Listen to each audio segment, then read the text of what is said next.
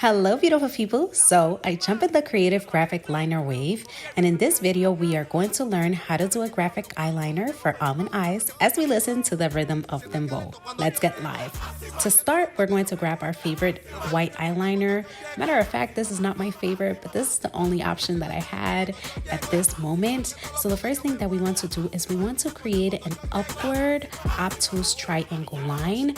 Once created, we're going to go from the middle of that line directly onto the middle of our lash line. Now, if you have an eyeliner like mine that is a little bit patchy, don't worry, continue to do what I'm doing in this video, and with a wet Q-tip you can later fix all the mistakes. The most important thing for this is just to start tracing the line as faded as possible, and then you can intensify the look as you go. Now, the second line that you see me creating right now is kind of like a half oval circle, and you're going to do this directly on top of your crease. One tip I can recommend is to look down on a mirror so your eyes are like semi-open. That way when you open your eyes, your crease doesn't cut directly on the line.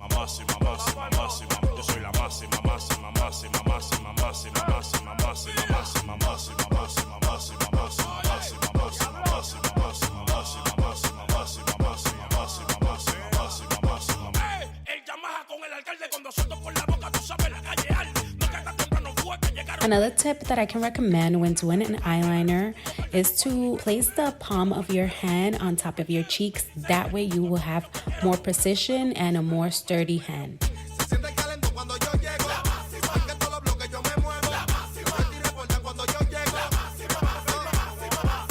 Next, we are grabbing our favorite liquid eyeliner, and this one is by e.l.f.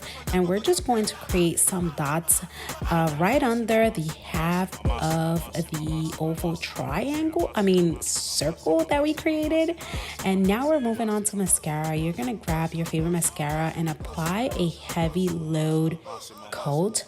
The more bold, the better, because this look is very like bold. It's minimal, but it's bold, if you know what I'm talking about.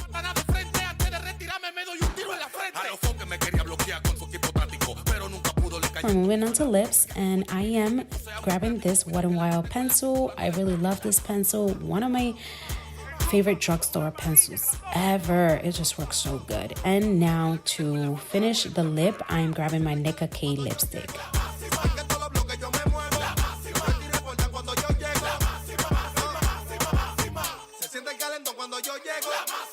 Moving on, we want to grab our favorite blush and apply our blush on top of our cheekbones, bringing it up towards like the highlighter area. And we are also going to be applying this on our nose. And as always, practice does make perfect, and I'll see you guys next time. Ciao!